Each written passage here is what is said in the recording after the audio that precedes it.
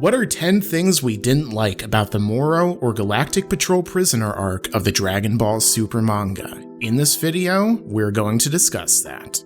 But before I begin, make sure to subscribe and enable all notifications so that you can stay up to date with all my future videos. So joining me in this video is someone you've seen on my channel in the past, the illustrious Geekdom101. How's it going? Hey, it's good to be back. What's going on? Not much, but in this video, we're going to be talking about 10 things that didn't quite go right for the Moro arc of Dragon Ball Super. 10 things we didn't like, alright? Let's keep it simple. Okay, I'm gonna start this freaking thing. Number 10, Goku mastering UI too soon. Yes, I understand that Goku was training for several months with mirrors, and I know he's been trying to master UI, but I feel like as Super progresses, I feel like they should have waited for Goku to master UI and to be able to tap into silver-haired UI at will for a later arc. I'm not saying that I hated it that much here for this arc, but I feel like it should be something that Goku should be chasing for multiple arcs until he finally achieves it. And perhaps they have a plan as to why they did it so soon in the Moro arc, but to me, I think it was a little bit too soon. That is my number 10. So the first one I want to talk about is something that I usually tend to have an issue with in the modern age of Dragon Ball, and then have to be power scaling. Now, in this arc, I would have to say that the power scaling definitely wasn't really as spotty or inconsistent as it was in the previous arc, the Tournament to Power, unless of course you want to count the Broly arc, and even then, Broly scaled up from base Goku and Vegeta to Super Saiyan Blue pretty darn quick. But when it comes to the power scaling here, there's still some things here and there that I definitely thought were iffy. Number one being when Mary Sue Angel showed up and he blasted both Goku and Vegeta with his non-angelic fused weaponry that was able to temporarily stun them and take them out. Not really that big of a deal, but then later on, when Buu showed up and the power of the Grand Supreme Kai had been awakened within him, and he was able to fight against an even stronger Moro who had just absorbed the power of post-Tournament to Power Goku and Vegeta. And remember, the Daikaioshin had only a fraction of his God Ki left in him after he used the Kai Kai Mitaru. So as a result, that means that realistically, he shouldn't have been anywhere near as powerful as Goku or Vegeta, even without the energy drain, because he couldn't have his energy drained by Moro.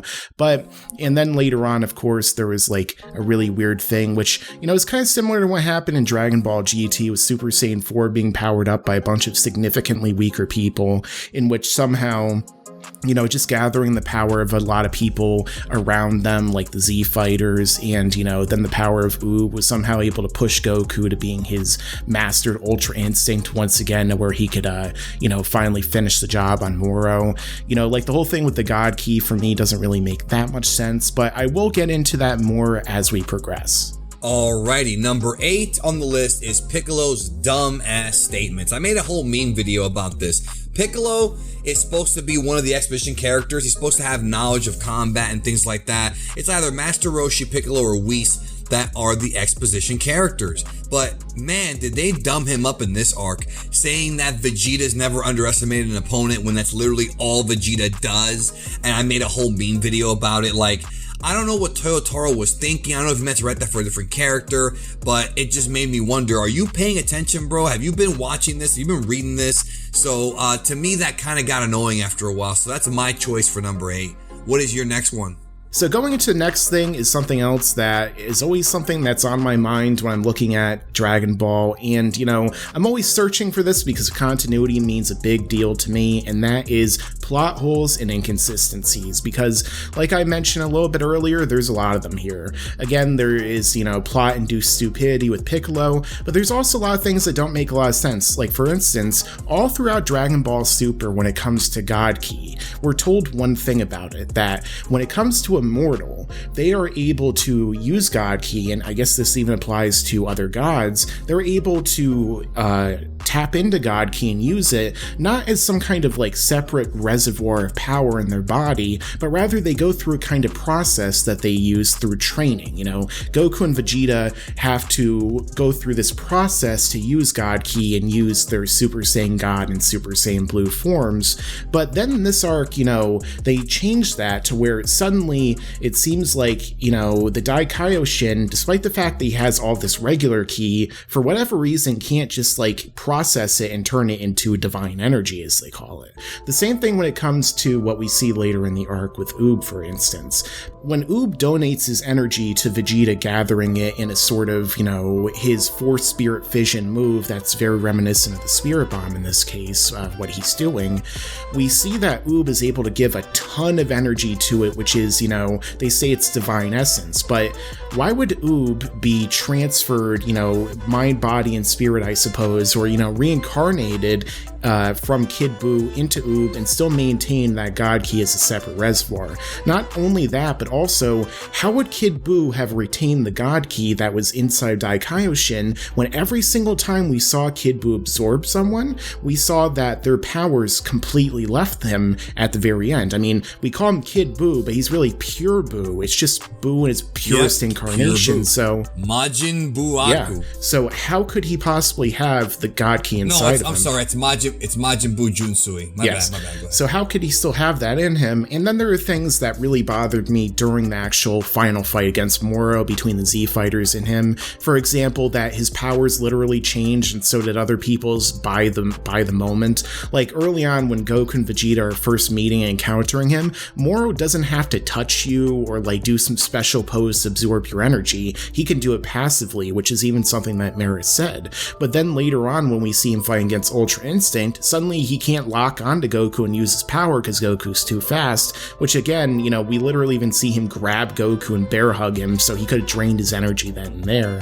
But then we have Vegeta, who didn't seem like he needed to punch the Yardratians to split them up and use his ability on them before in this little preview image that you can see here. But then when we later see him fighting against Moro, Vegeta, you have to make contact in order to use Force Spirit Fission, and then they try and use that to rule out Gogeta, or fusion for Goku and Vegeta, because Moro can split them, even though realistically they'd be way more powerful and faster, so he wouldn't even be able to hit them, so things change here and there. The biggest thing for me that really changed probably has to be Moro's gems, because earlier on during the fight with Goku and Moro, Goku uses his instant transmission Kamehameha and vaporizes one of Moro's arms that has the gem on it, but then he regenerates it complete with the gem. And yet later on when we see that either Maris or then Goku punches them and shatters them, suddenly he can't regenerate them, even though we just saw him do that before. So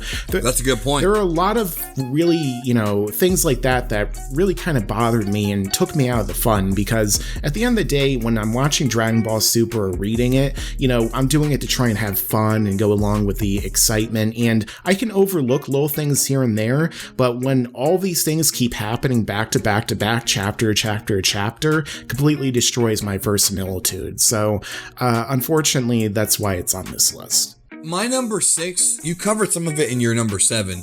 And I wrote here, Moro's becoming less interesting. And that's part of it too. When we first saw Moro and Goku got spooked by sensing him when he was in space, and then when we first saw him sort of passively turn off their transformations and absorb their energy, it was whoa, we have this magic user, this guy has some cool abilities. Then as the arc progressed, Moro became more of a generic villain. When he ate 7-3, his design kind of became this copycat of Cell and Hit with the little lines under the eyes and, the classic Dragon Ball villainous look. And he just became a regular fighter. I mean, he had some of the abilities took from other people, but it wasn't like he was using them as much as you would think he would.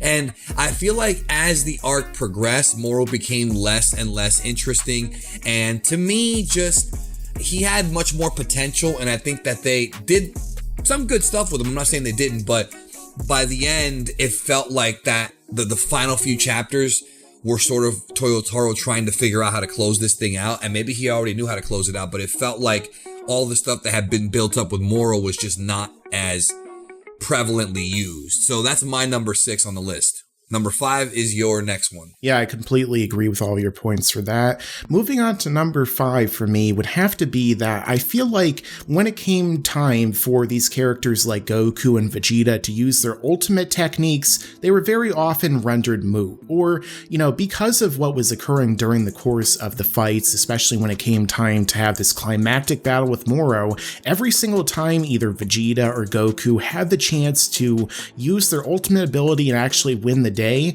it didn't end up going that way, which is something that I feel like ended up being an issue not only with this arc, but a number of other arcs in Dragon Ball Super so far. I had an issue when Goku first hit Mastered Ultra Instinct in the Tournament to Power that he didn't actually eliminate Jiren and finish everything, because for me, when they debut a new ultimate ability, it should have a real impact on the climax. It should be the thing that finishes the day, because it's like that brand new ability is the thing that kind of sums up the hero's journey here, the character's journey. Because all throughout the arc, we saw Goku and Vegeta training. We saw this really cool, way that the characters were pushed to be more proactive, and they were working toward a very sole purpose. Vegeta was training on Yardrat to attain this ultimate power that would allow him to defeat Moro, and Goku was training in the hyperbolic time chamber in order to finally be able to unlock Ultra Instinct to its maximum capabilities.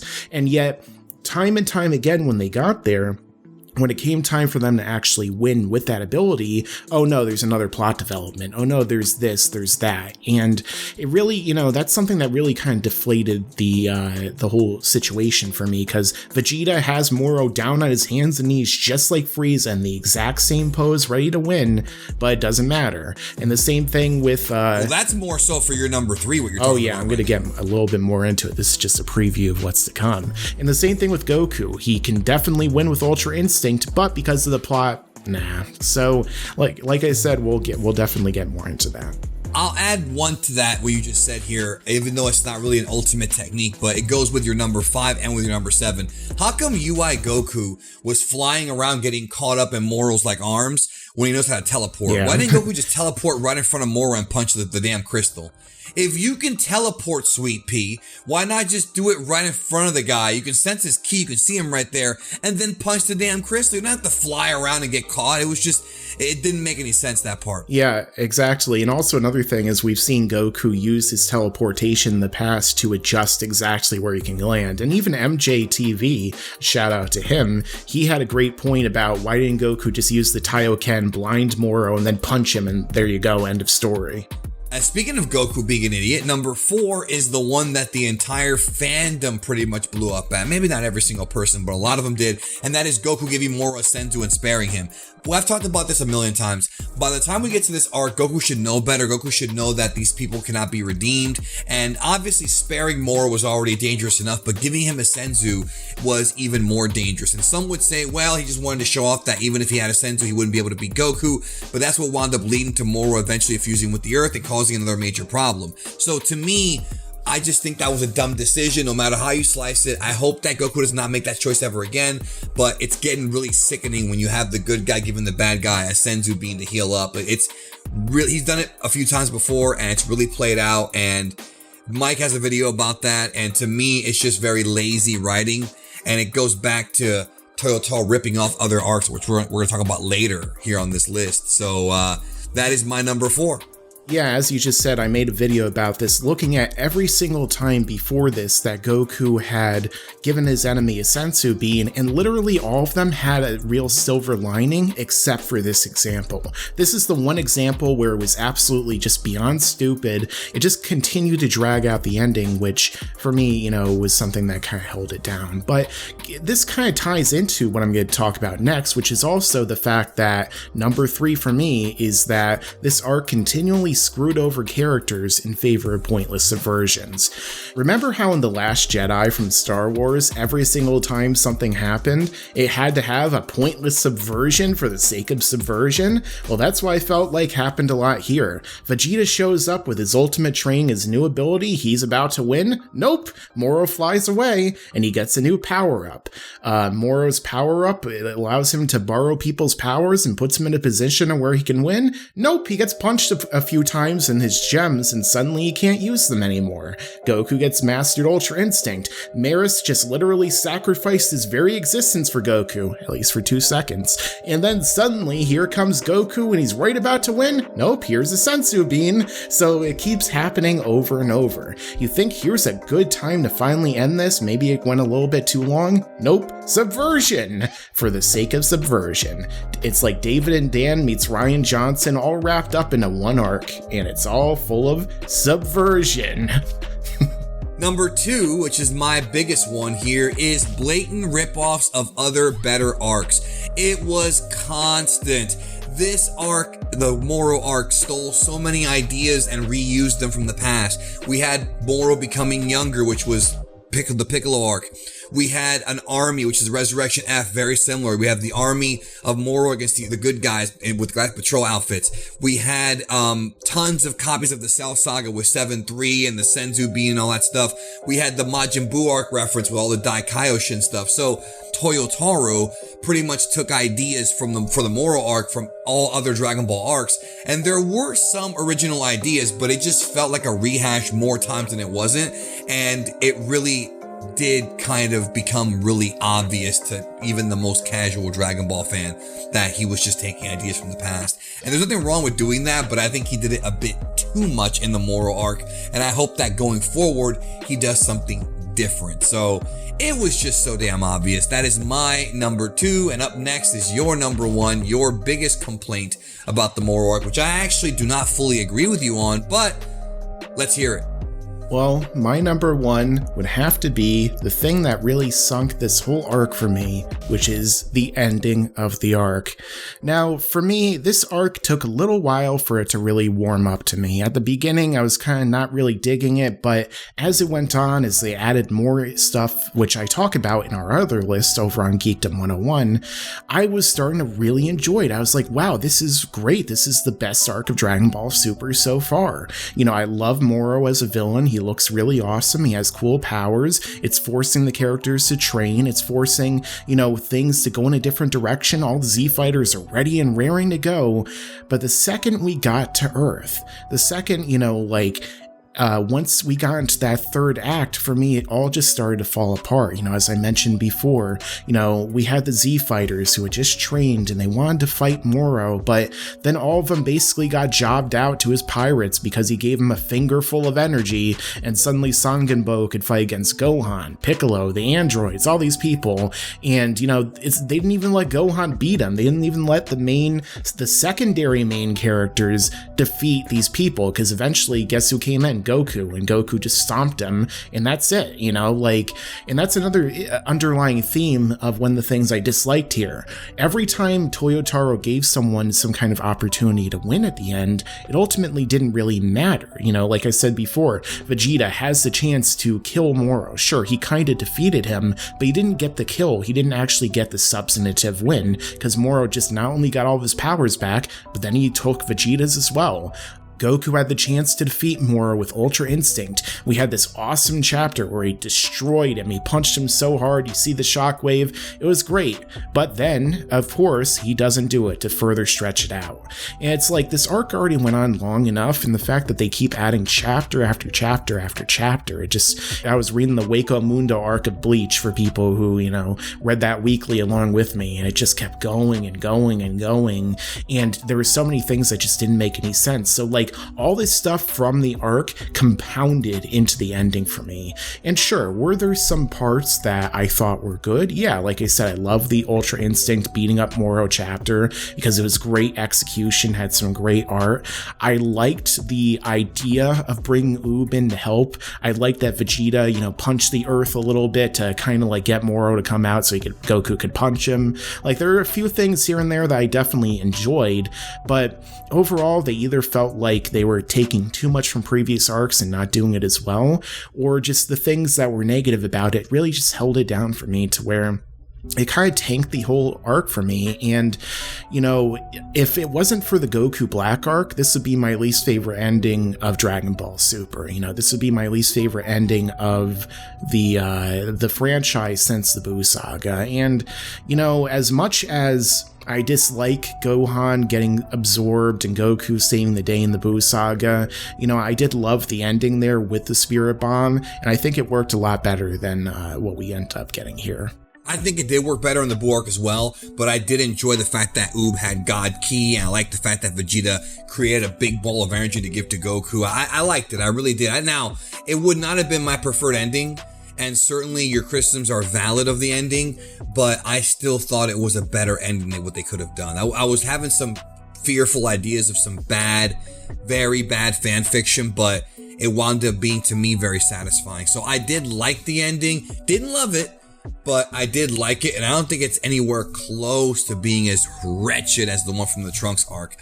The Trunks arc is just an abortion. Like I said in a comment a while back, someone asked me, oh, do you think this is worse than the end of the Future Trunks? I said the only way that this could be worse than the ending of the Future Trunks is if Zeno showed up, erased the main universe, then Toribot actually came out and said, Dragon Ball will never move past the 10-year gap, and, he personally hates my channel, and he's going to make sure that every arc afterward comes out, and it's just the thing that I hate the most. So yeah, like the Future Trunks arc is just the biggest FU to Dragon Ball fans. It's like the Last Jedi for me, in terms of Dragon Ball forms.